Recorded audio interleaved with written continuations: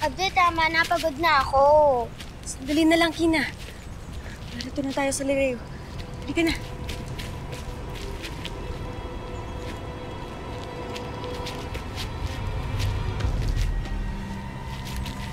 Una, mga kawal to ng Lireo. Patay na sila. Delegado tayo dito. Umalis na tayo. Halika na.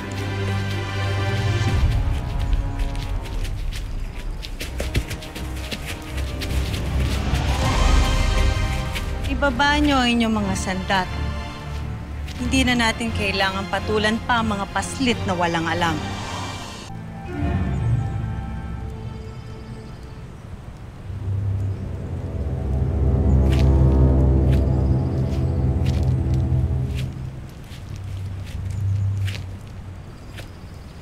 Nababasa ko ang iyong isip.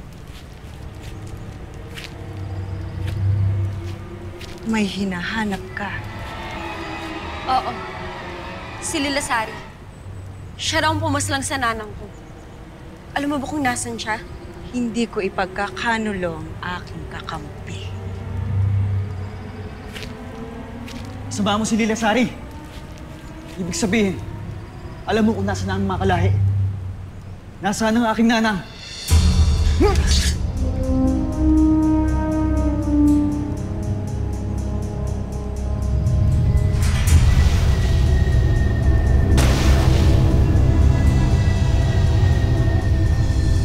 Gilas!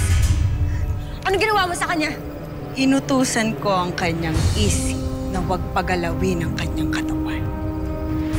Kaya kung alam mo ang makabubuti sa iyo, tumakbo na kayo ng iyong kasamang paslit. Hindi ako duwag.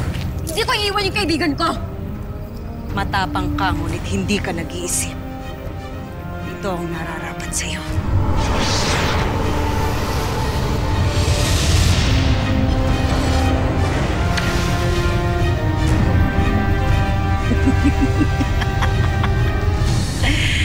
Ngayon, paano ka makakalaban sa amin? Kung maging ikaw ay hindi na rin makagalaw.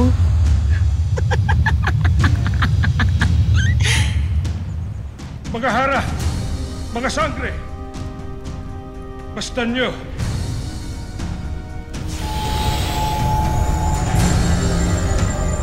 Imaw, ano tila hindi mapalagay ang mga sagisag? Ano nangyayari? Nararamdaman nila. Nasa panganib ang isa sa mga bagong tagapangalaga.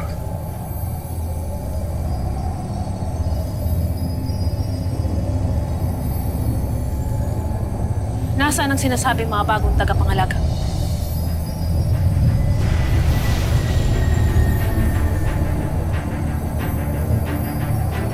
Sundan natin! Alena, Mira. Kayo nang bahala dito. Tayo nanuno.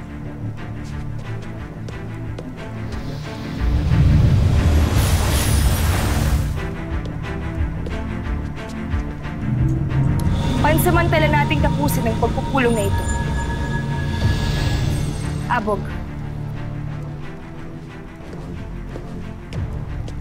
Wahid!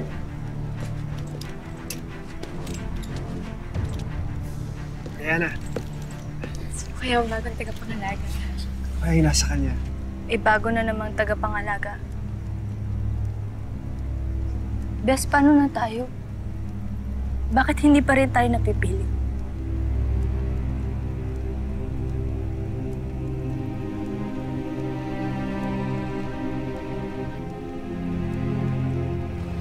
Pagbibigyan ko upang bigyan ako ng kanin.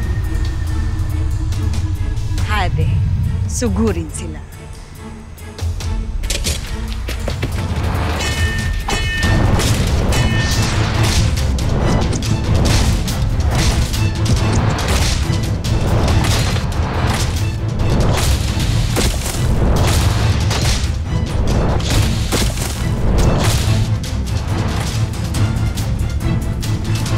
Ako naaaliw.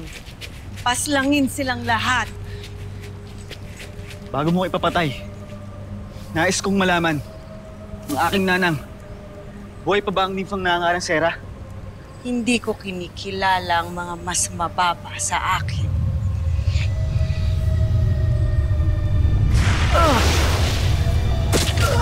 Gilas! Iwan mo yung kaibigan ko!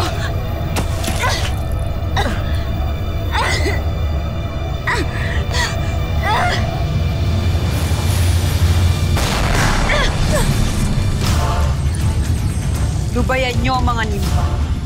Eterian, bakit hindi ka pumatol sa mga nilalang na gaya namin ay makakalaban sa iyo?